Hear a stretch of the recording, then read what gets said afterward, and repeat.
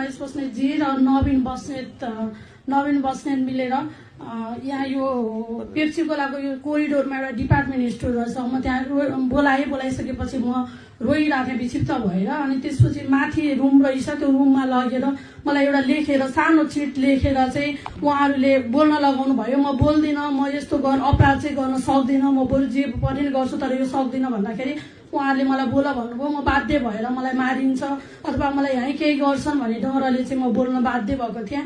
त्यहाँ मलाई के लेखेको थियो भने महेश बस्नेतसँगको सम्बन्ध मेरो केही पनि होइन, यो एआई गरेर बनाइएको हो, सबै खोटा हो यताउति, र म मरे भने चाहिँ दुर्गा पसाई र नेपाल सरकारले जिम्मा लिनुपर्नेछ भनेर बोल है भनेर मलाई बोल्न लगाइयो। त्यहाँ चाहिँ बब्लु गुप्ता भन्ने एकजना भाइ हुनुहुन्थ्यो, उहाँले चाहिँ रेकर्ड गर्नुभयो।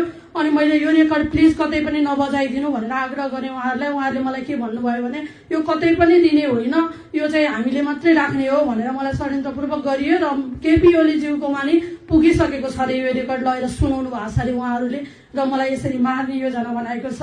म धेरैदेखिबाट पीडित छु। यहाँ को को छन् तपाईको? अरु को को छन् त्यो